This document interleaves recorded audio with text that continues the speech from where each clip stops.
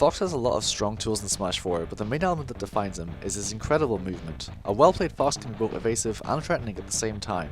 You want to bait your opponent into committing to something you can beat, then come out with your incredible punish game. Before we look at optimizing damage output in later videos, let's talk about movement and how to keep yourself unpredictable in neutral.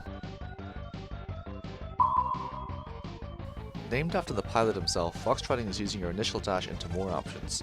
It takes Fox 21 frames till he is back in a neutral stance from his initial dash, which isn't really too practical for attacks. However, doing more dashes out of this allows you to cover distance and space well without committing to simply running at your opponent. Fox's dash to shield is a strong 10 frames that will allow you to pressure while defending yourself from projectiles and the like. Just be aware that you do dash quite far, so be careful of attacks hitting you within that period of covering distance where you can't do anything.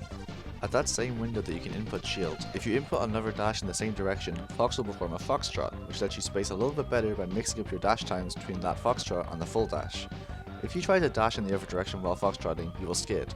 However, if you do a foxtrot then immediately turn around, you'll perform what is known as dance trotting. Using this, you can dash into range of an enemy to bait an attack, dash out as they attack, then dash back in again to punish. This is really useful on the ledge if you expect them to do a ledge hop aerial. And while I'm on the subject of covering get-ups like this, if you do a jump cancel up smash by using your grab button instead of the attack button, there will be no charge animation on the up smash, so it will come out a few frames faster. Additionally, you can turn around your up smash while running by inputting the opposite direction, then jump, then immediately inputting up smash before you leave the ground.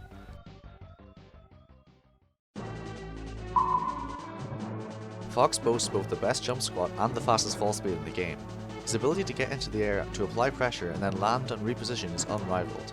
With this in mind, let's consider how to properly apply empty hops and auto-cancelled aerials into our movement game that we've just gone over.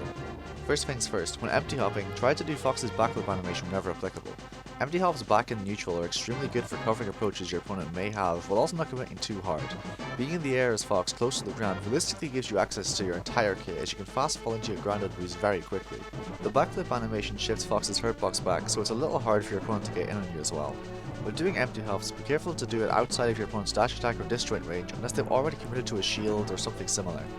Empty hop grabs, jabs, and cross-ups are effective if used very sparingly. If you jump around without thinking next to your opponent, they can punish you heavily.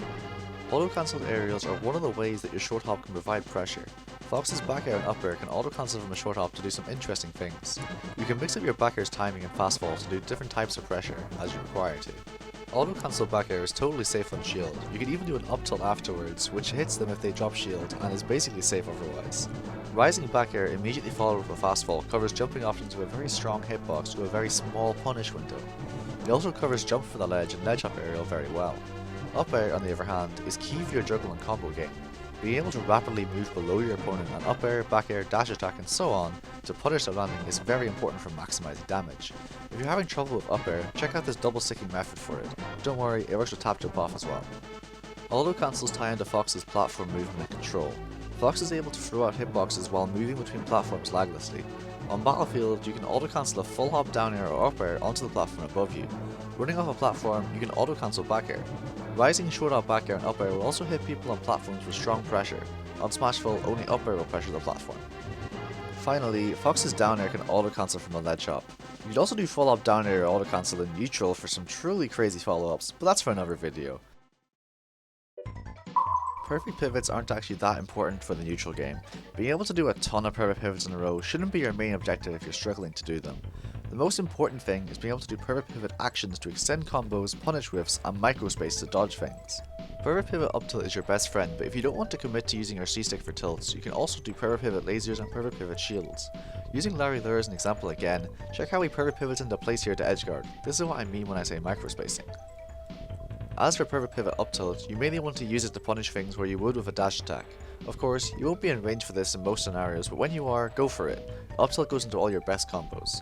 For up tilt strings, you can also use perfect pivot up tilt where you would normally do a high angled forward tilt to extend the string. Foxtrots, dashes to shield, dance trots, empty hops, auto cancels and perfect pivots all combined are going to make your movement look really fluid. When you're in neutral, think about what all these movement options do for you based on your opponent's character and your proximity to them. How fast is their dash attack? How much range do they have? Remember that committing to a dash or jump gives you a window where you can be punished. Mix up all of these options and stay patient, scare your opponent into committing to something of their own and then punish it. For the most part, Fox pressures with movement rather than with constant hitboxes. Mix up occasionally with a few back airs or neutral airs to make your opponent respect you. Getting this movement down is just a matter of practice. Hit the lab and you'll be speeding around the place if you put the time in.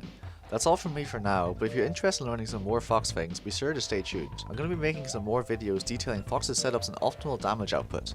Maybe some other things, who knows? Thanks for watching.